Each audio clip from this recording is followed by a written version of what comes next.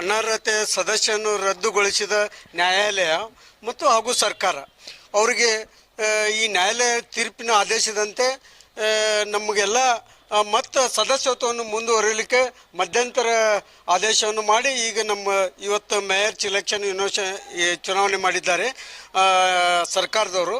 ಅದರಂತೆ ಈ ನ್ಯಾಯಾಲಯಕ್ಕೂ ಮತ್ತು ಸರ್ಕಾರಕ್ಕೂ ನಮ್ಮ ಎಲ್ಲ ಸದಸ್ಯರ ಪರವಾಗಿ ನ್ಯಾಯಾಲಯಕ್ಕೆ ಅಭಿನಂದನೆಗಳನ್ನು ಸಲ್ಲಿಸ್ತೀನಿ.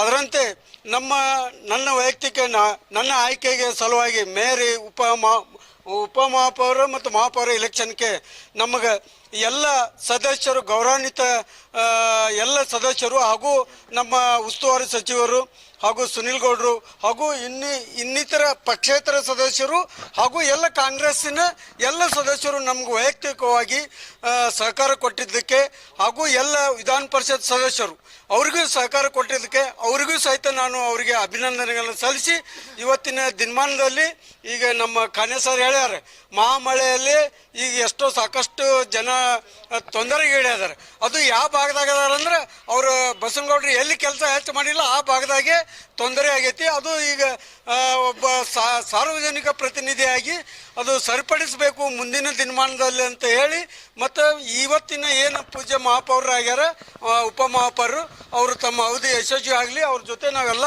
ಸಾರ್ವಜನಿಕ ಹಿತದೃಷ್ಟಿಯಿಂದ ಮತ್ತು ನಗರದ ಅಭಿವೃದ್ಧಿ ದೃಷ್ಟಿಯಿಂದ ಅವ್ರಿಗೆ ಸಹಕಾರ ಕೊಡ್ತೇವೆ ಅಂತ ಹೇಳಿ ನಾನು ಒಂದೆರಡು ಮಾತು. ಸಂದರ್ಭದಲ್ಲಿ ನಮ್ಮ ನ್ಯಾಯಾಲಯದಲ್ಲಿ ಒಂದು ಕಾನೂನು ರೀತಿಯಲ್ಲಿ ಒಂದು ಕೇಸು ನಮ್ಮ ಆಸ್ತಿ ಘೋಷಣೆ ಸಲುವಾಗಿ ಇತ್ತು. ಅದು ಒಂದು ನಮ್ಮ ನ್ಯಾಯಾಲಯದಲ್ಲಿ ಒಂದು ಘೋಷಣೆ ಏನು ಮಾಡಿತ್ತಂತಂದರೆ ನಮ್ಮ RC ಅವರಿಗೆ ಇದೊಂದು ಇವತ್ತಿನ ತಟಸ್ಥದ ಕಾನೂನು ಬಗ್ಗೆ ಅಂತಂದರೆ ಕೋರ್ಟ್ನಲ್ಲಿ ತಟಸ್ಥದ ಅಷ್ಟೇ ಮುಖಾಂತರನೇ ಒಂದೊಂದು ಇದು ಒಂದು ನ್ಯಾಯಾಲಯದಲ್ಲಿ ಕೇಸದ ನಿಮಗೊಂದು ಮಧ್ಯಂತರ ಸಲುವಾಗಿ ನಾವು ನಿಮ್ಮನ್ನು RC ಅವರಿಗೆ ಆರ್ಡರ್ ಮಾಡಿದ್ರು ಅವರು ಹೈಕೋರ್ಟ್ದವರು. ಅದಕ್ಕೆ ಇವತ್ತು ಮಹಾನಗರ ಪಾಲಿಕೆಯಲ್ಲಿ ಚುನಾವಣೆ ಮಾಡೋ ಸಲುವಾಗಿ RC ಅವರು ಬಂದು ಮಾನ್ಯ ನಮ್ಮ ಪೂಜ್ಯ ಕರಡಿ ಅವರಿಗೆ ಇವತ್ತು ಮೇಯರ್ ಅಂತೇಳಿ ಘೋಷಣೆ ಮಾಡ್ಯಾರ. ಉಪಮೇಯರ್ ಅಂತ ಸುಮಿತ್ರಾ ಜಾಧವ್ ಅಂಥೇಳಿ ಘೋಷಣೆ ಮಾಡಿದ್ದಾರೆ. ಇದು ಇವತ್ತಿನ ದಿನಮಾನದಲ್ಲಿ ಅವರು ಆರಿಸಿ ಬಂದಾರಂಥೇಳಿ ಅಂಥದ್ದೇನು ಆರಿಸಿ ಬಂದಿಲ್ಲ ಅವರು. ಒಂದು ಈ ಸಂದರ್ಭದಲ್ಲಿ ನಾನು ಏನು ಹೇಳಬೇಕಂತ ಬಯಸ್ಬೇಕಂತಂದ್ರೆ ಇವತ್ತು ಅವರು ಆರಿಸಿ ಬಂದಿದ್ದು ನಮ್ಮ ಪಕ್ಷೇತರ ಅಭ್ಯರ್ಥಿ ನಮ್ಮ ಕರ್ನಾಟಕದ ಮುಖ್ಯಮಂತ್ರಿ ಸಿದ್ದರಾಮಯ್ಯ ಸಾಹೇಬ್ರ ಸಮ್ಮುಖದಲ್ಲಿ ನಾವು ಎಲ್ಲ ಪಕ್ಷೇತರದವರು ಹೋಗಿ ಅಲ್ಲಿ ನಾವು ಕಾಂಗ್ರೆಸ್ಗೆ ಸೇರ್ಪಡೆ ಆಗಿದ್ದು ಇತ್ತು.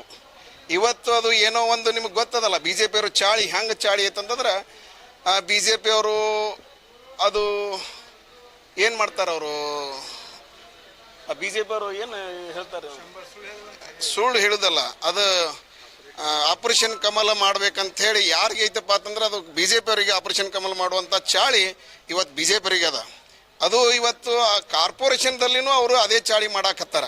ಅದೇ ಚಾಳಿ ಮಾಡಿ ನಮ್ಮಲ್ಲಿ ಇರುವಂಥ 3 ಪಕ್ಷೇತರ ಅಭ್ಯರ್ಥಿನ ತಗೊಂಡು ಇವತ್ತಿದೆ. ಈಗ ನಮ್ಮ ಮಾನ್ಯ ಶಾಸಕರು ಹೇಳಿದರು ಯಾವುದೂ ರೊಕ್ಕಕ್ಕೆ ಆಮಿಷ ಒಡ್ಡಿಲ್ಲ ಏನೂ ಮಾಡಿಲ್ಲ ಅಂಥೇಳಿ. ಇದು ಎಲ್ಲ ಜನರಿಗೆ ಗೊತ್ತದ.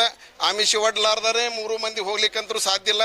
ಇವತ್ತು ಅವ್ರು ಎದಕ್ಕೆ ಹೋಗ್ಯಾರ ಏನು ಹೋಗ್ಯಾರ ಈ ಕಾನೂನು ಸಂಬಂಧ ನಮ್ಮ ಹೋರಾಟ ಮಾಡಿದ್ದಕ್ಕೆ ಇದಕ್ಕೆ ಯಾರು ಅದಾರಪ್ಪ ಅಂತಂದ್ರೆ ನಮ್ಗೆ ಬೆನ್ನೆಲುಬಾಗಿ ನಿಂತು ಈ ಕೆಲಸ ಯಾರು ಮಾಡಾಕತ್ತಿದ್ರಪ್ಪ ಅಂದ್ರೆ ಶಾಸಕರು ಮಾಡಿಲ್ಲ. ಶಾಸಕರು ಕುಟಿಲತನ ಮತ್ತು ಕಪಟತನದಿಂದ ಹೇಳುವಂಥ ಈ BJP ಅವರಿಗೇನೋ ಒಂದು ಸುಳ್ಳು ಸುದ್ದಿಯನ್ನು ಹೇಳಾಕತ್ತಿದ್ರು ಅವರು. BJP ಅವರಿಗೆ ಯಾರು ಸಪೋರ್ಟು ಮಾಡಿಲ್ಲ. BJP ಅವರಿಗೆ ಅಂದು ಅವರು ನಮ್ಮ ಕಾಂಗ್ರೆಸ್ ಪಕ್ಷೇತರದವರಿಗೆ ಸಪೋರ್ಟ್ ಮಾಡಿಲ್ಲ.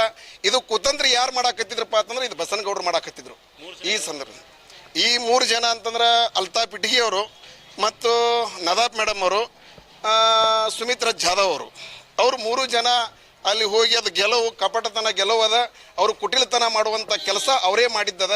ಇವತ್ತು ನಮ್ಮ ಬಿಜಾಪುರದಲ್ಲಿ ಇಂಥ ಒಂದು ಇಲೆಕ್ಷನ್ದಲ್ಲಿ ಬಂದು ಅವರು ಈ ಒಂದು ಪಾಲಿಕೆ ಚುನಾವಣೆಯಲ್ಲಿ ಕೈ ಹಾಕಬಾರ್ದಂತ ನನ್ನ ಒಂದು ಸಂದೇಶ. ಯಾಕಂತಂದ್ರೆ ಇವತ್ತು ನಮ್ಮ ಬಿಜಾಪುರ ಮಳೆ ಆಗ್ಯದಪ್ಪ ಅಂತಂದ ಬಳಕ ನಡುಗಡ್ಡೆ ಆಗಿ ನಿಂತದ. ಒಂದು 17 ವಾರ್ಡ ನಡುಗಡ್ಡೆ ಆಗಿ ನಿಂತದ. ಅದನ್ನು ದನಿ ಎತ್ತಬೇಕಾಗಿತ್ತು. ಎಲ್ಲಿ ಅಧಿವೇಶನದಲ್ಲಿ ದನಿ ಎತ್ತಬೇಕಾಗಿತ್ತು. ಅದಕ್ಕೆ ನಾನು MLAಗೆ ಹೌದು ಇದು ಒಳ್ಳೆ MLA ಕೆಲಸ ಚಲೋ ಮಾಡಾಕತ್ತಾರ ದನಿ ಎತ್ತಾರಪ್ಪ ಅಂತ ಹೇಳ್ಬೋದಾಗಿತ್ತು. ಇಂಥ ಎಲ್ಲ ಕುತಂತ್ರ ಮಾಡಿ ಏನೋ ಒಬ್ಬರಿಗೆ ಸಪೋರ್ಟ್ ಮಾಡಲಾರ್ದು ನಾನು ಏನಂತಾರೆ ಡುಬ್ಬಾ ಚಪ್ಪಸ್ಗಳು ಅಂತ ಮಾತಾಡ್ತಾರಲ್ಲ ಅದು ನಮಗಂತೂ ಸರಿ ಅನ್ಸಂಗಿಲ್ಲ. ಇವತ್ತು ಹಿಂದೂ ಜನನೂ ಅವ್ರಿಗೆ ಓಟ್ ಹಾಕ್ಯಾರ. ಇವತ್ತು ಅವ್ರ ಪರಿಸ್ಥಿತಿ ಮಳೆದೊಳಗೆ ಅವ್ರು ನಡುಗಡ್ಡೆಯಾಗಿ ಒಳಗೆ ನಮ್ಮ ಜನರು ಎಲ್ಲ ನೀರಾಗಿ ನಿಂತಾರೆ. ಹಿಂದೂ ಜನ ನಿಂತಾರ. ನಮಗಂತರೂ ಅನ್ಯಾಯ ಮಾಡಾಕತ್ತಾರ, ಮುಸಲ್ರಿಗೆ ಮಾಡಲಿ, ಅದು ಒಪ್ಕೋತೀನಿ ನಾನು. ಹಿಂದೂ ಜನಕ್ಕೂ ಮೋಸ ಮಾಡಾಕತ್ತಾರ. ಇಂಥ ಅನ್ಯಾಯ ಕೆಲಸ ಮಾಡಬಾರ್ದಾಗಿತ್ತು. ಈಗ ಮೊದಲು ಫಸ್ಟಿಗೆ ಅವ್ರು ಹೋಗಿ ನಮ್ಮ ದನಿ ಎತ್ತಬೇಕಂತ ಹೇಳಿ ನಾನು ಕೇಳ್ಕೊತೀನಿ. ಇದನ್ನಿಷ್ಟು ಹೇಳಿ ನಾನು ಮುಗಿಸ್ತೀನಿ.